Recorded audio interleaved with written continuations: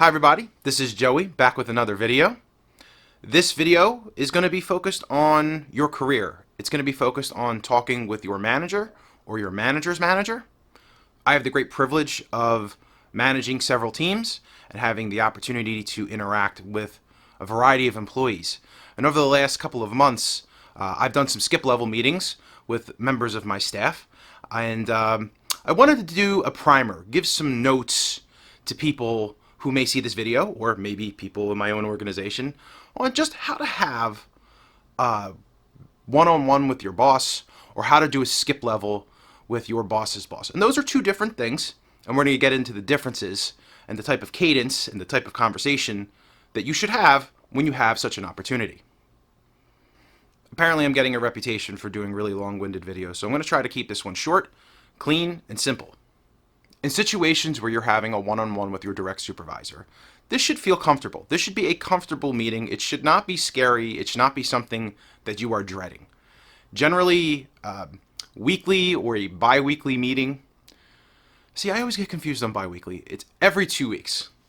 Is the right cadence to check in with your direct reports, to see how they're doing, to see what they're struggling with.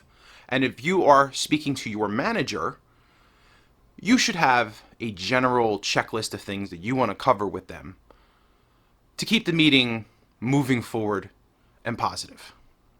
The first thing that you want to cover on a one-on-one with your direct supervisor are all the active things that you're working on, right? The important things. First and foremost, prioritize. What are the most strategic, what are the most value-add items, and provide a status on what is going on with them. The second thing is to cover problems, right? So what are the obstacles to success? What are the issues that are preventing you from getting things done?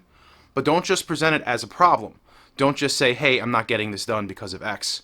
When you present a problem to your manager, make sure you also offer a solution, a path forward, something that you're asking them to help you get done or to move the hurdle around. Give them a strategy to enable your success. One thing that I do to help me keep my manager updated and apprised of the work that I'm doing and my organization is doing is to write things down. Now, everybody has a system for writing things down. You may choose to write things down in a notebook. You may choose to write things down on a digital platform like a Google Docs or like a OneNote. You may choose to write things down or take audio notes with your phone. It doesn't really matter how you do it, but it's important that you have a system that you're not only taking the notes on, but you're regularly going back and checking off what you've accomplished and what you still need to work on. Documentation is critical. Going back and checking all the active items that you're working on is critical, and you have to have a system for that. Personally, I have been using OneNote lately. It's a Microsoft product, but it doesn't really matter what it is. You just have to start writing your stuff down and the tasks that you're actively working on and taking notes on the progress that you're making or the obstacles.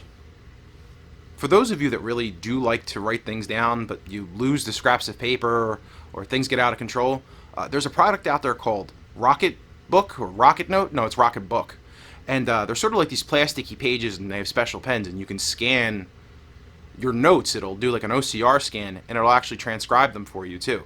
So you can wipe the pages down and reuse the notebook over and over again, and it scans everything. So if you're someone who insists on handwriting things, but you also want to keep things organized and digital, Rocketbooks. And I'm not getting paid to do this. I wish I was getting paid, but I'm not. When having a one-on-one with your manager, the important thing is to set the tempo of the meeting. You don't necessarily want your direct supervisor to consistently set the tempo of the conversation. You want to bring things to the table. You want to show your boss the things that you're working on. You want to show them that you're interested in certain things and that you're accomplishing certain goals, right? You want to be able to set the tempo of the story. It doesn't have to be that way all the time, but you should definitely strive to do that at least 50% of the time. So in summary, for your one-on-ones with your manager, write things down. Talk about the things that are going well first. Talk about the problems that you're facing, the things that are obstacles to your success, obstacles to getting the things that you need to get done accomplished, and then come up with solutions that you can vet with your immediate supervisor. That's a general good plan for a one-on-one, and having those things documented week over week will help you if you have to do a year-end review, if you have to come up with some kind of summary document, if you're up for a promotion and you have to start to put these things together. Having all of those notes in one place, whether it's months or years, it's going to help you make the case for the next thing that you want to do. I would also say that in a one-on-one with your manager, it doesn't have to be every time you meet. You should be having conversations about the next step in your career.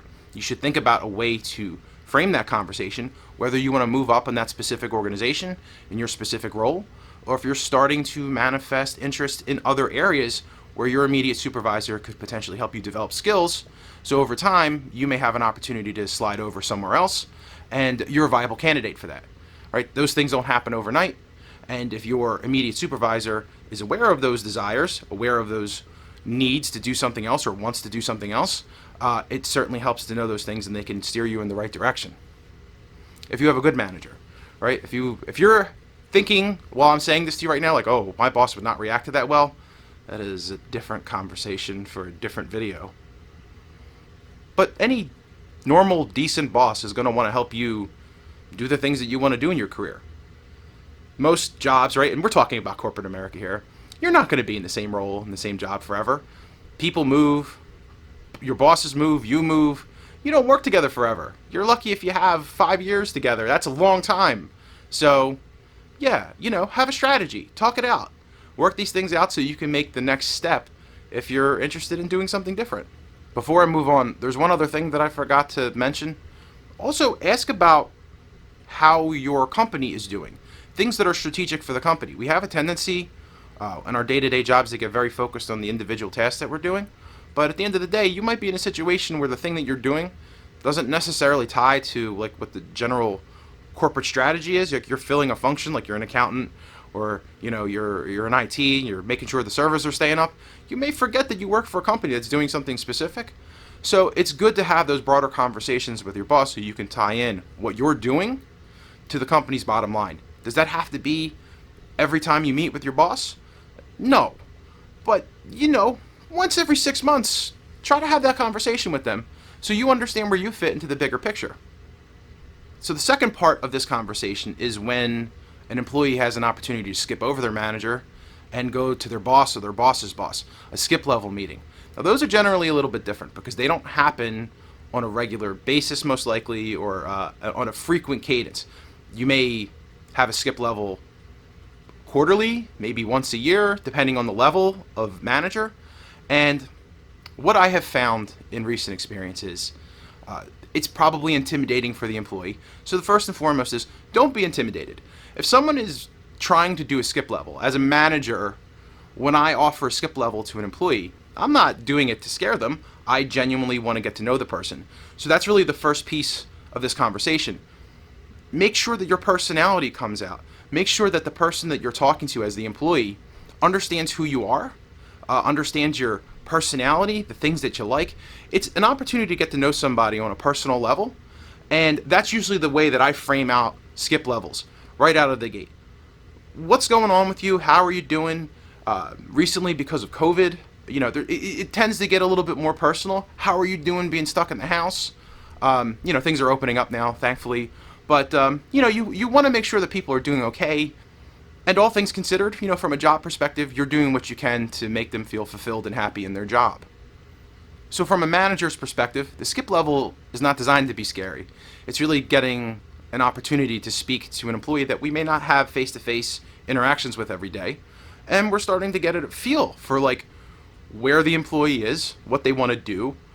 Maybe there's some stretch assignments or something that we can give them to see if we can expand their role or do something different with them, right? Because that's our job as managers and leaders of corporations, is to expand your role and to give employees new experiences. So while you shouldn't be intimidated or afraid of a skip level meeting, you should be prepared to walk out of that skip level with an assignment, a task, a little project. That's probably going to happen, or it should happen. Maybe not right away, maybe not the first one, but that will happen eventually during a skip level meeting. But as the employee, how should you prepare for a skip level meeting? Some people like to use the term elevator pitch. Prepare your elevator pitch. And it's not a terrible idea. Again, The intention generally is to get to know the person, but as these skip levels happen over time, as there are more than just one, the hope is that we get to know the employee, get to know where their skills are, where their strengths are, where there are areas that we think you can do really well at, but might need some development and maturation. So the employee should come to the meeting prepared to discuss accomplishments, quick hits. These are the things that I did over the recent quarter or the year. They went really well. You might even want to have, if you're really prepared, some feedback from peers, right? And that's awkward to ask for feedback directly from peers, like a 360 assessment, but it's not a terrible idea and it shows initiative. But the idea here is to say, this is what I've done well. This is what I really like doing. And then you can start to transition into, again, your problems, your obstacles, your areas where you think improvements can be made within your team, within the corporation. Bosses want to hear that. Managers want to hear those things from your perspective. This isn't what's going well.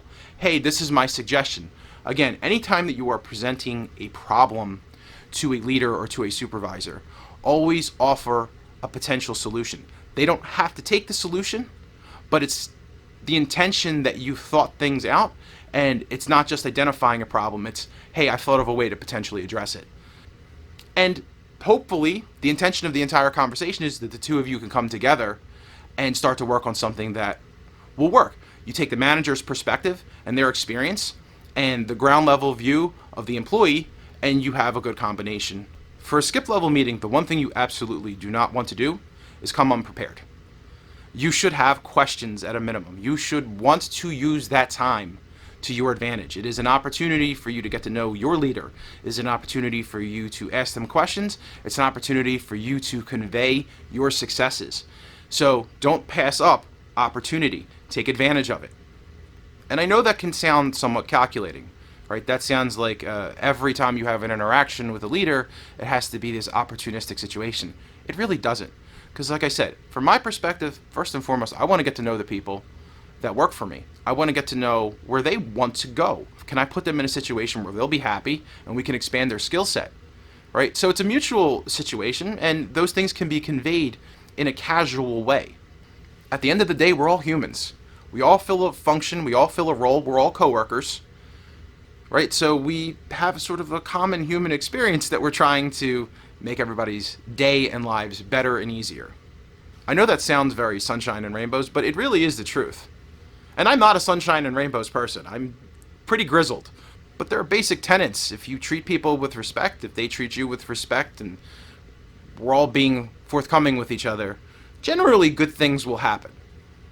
Like a manager-employee one-on-one conversation, a skip-level meeting should have documentation. So the employee really should be preparing with documentation, whether it's a PowerPoint, an Excel file. Again, if you want to use, I wouldn't use like a raw text file or a OneNote for a skip level. It should be a little bit more polished. Show that you're coming prepared, show that you're interested, show that you're excited. From the supervisor's perspective, from the manager's perspective, that is having the conversation with the employee, first and foremost, a skip level doesn't happen unless you are making yourself available to the employee. Now I'm going to say something, and it may not be the most popular statement. A lot of bosses will make the statement that they have an open door policy. I am not a fan of saying that, because at the end of the day, as a manager, as a boss, as a leader of people, we are likely in meetings and on phone conversations all day. And that open door policy can get really awkward if someone just bursts into the door like the Kool-Aid man and starts asking questions. And that has absolutely happened to me as a manager, and I have totally done that to other bosses. So, leaders, don't say you have an open door policy. What you should say is, I will make myself available to you as an employee if you take advantage of that. Please schedule a time to come in, and I will definitely make myself available to you, right? And that's the tact that I take. I do not say, and I do specifically say to my employees, I don't have an open door policy, right? But I have an open calendar policy, and let's schedule some time together. And I will absolutely make time with you, whether it's take them out to, well, again, pre-COVID, if you want to meet for lunch or breakfast or coffee or eat a dinner, all of those things, right? And now, obviously, in situations where most of us are working from home, that actually adds a lot of flexibility if the employee and the manager are willing to be flexible, because you could take calls at 6 o'clock, 7 o'clock, earlier in the morning when you're on your walks, whatever it may be. Again, it's not an open door, but make yourself available. But from the employee's perspective, you have to take advantage of them saying that they'll make themselves available to you, or if they say they have an open door, or whatever it is. Don't just knock unless it's really a simple question. Just put 15 minutes on someone's calendar. It's a lot easier and a lot less awkward. So in summary, keep your thoughts organized, keep things written down, have a running summary of your accomplishments, your issues, have them organized so when you have a one-on-one with your manager or a skip level, you can easily access these ideas, this information, and put it in a more consumable format. The second thing is, keep it casual, don't stress out. This is a good thing. A skip level is a good thing. A one-on-one is a good thing. We want to get to know you. We want to get to know what our employees' problems are. We want to get to know what their successes are, and we want to help. The third thing, when you do present a problem, make sure that you do offer a solution. Again, it doesn't have to be taken, but at least you're showing that you're not just complaining. You're not just saying, hey, I have this issue. It shows critical thinking, and it shows that you want to be part of the solution. Fourth, you don't have to do this every time, but show an interest in how the company is doing, how your role supports the success of the company, and have a broader conversation about your role in the success of the company and the organization. Show that you're interested in the general success of the place that you work, and you may learn something cool. We have reached the end. Thank you for watching this video. I hope that you got something out of it. I hope that you can use this in conversations with your manager or your manager's manager, and it helps you frame out your success for the future. And if you're one of my employees that have seen this video, I hope that we can use this video as a point of making our conversations more productive. Looking forward to it. Thanks for watching.